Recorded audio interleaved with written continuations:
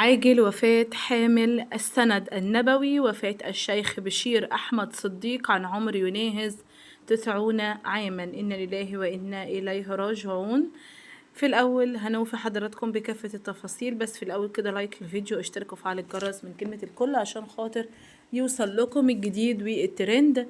وادعى الوسط القرآني والعلمي في المملكة العربية السعودية والعالم الإسلامي ببالغ الحزن والأسى الشيخ الجليل بشير أحمد صديق، شيخ قراء المسجد النبوي وأحد أعلام القراءات في العصر الحديث، الذي وفاته المنية فجر اليوم الخميس عن عمر يناهز 90 عاما، بعد مسيرة حافلة بالعطاء قاربت 6 عقود في خدمة كتاب الله وتعليم القراءات العشر. من هو الشيخ بشير أحمد صديق الذي وفاته المنية اليوم؟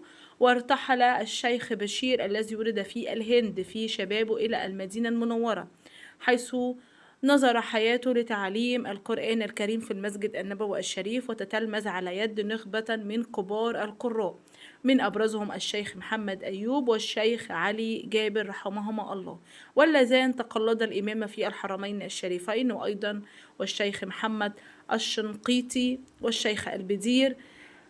تميز الشيخ بشير بدقته المتناهية في تعليم الروايات وحرصه الشديد على ضبط السند، ما جعله مرجعا موثوقا في علم القراءات وما هو أفئدة طلاب العلم في جميع أنحاء العالم الإسلامي. قد أعلن عن وفاته فجر اليوم الخميس، وأديت عليه الصلاة بعد صلاة الفجر في المسجد النبوي في جنازة مهيبة جدا جدا، شارك فيها عدد كبير من العلماء وطلبة العلم ومحبيه في وداع يليق بمكانته العلمية والروحية والرفاعية.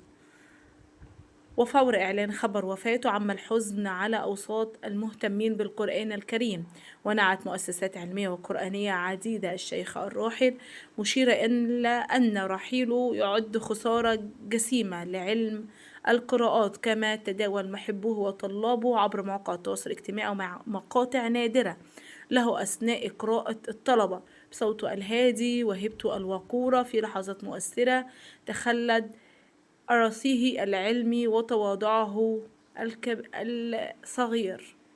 إنا لله وإنا إليه راجعون. انتهى الفيديو مع حضراتكم ومع السلامة.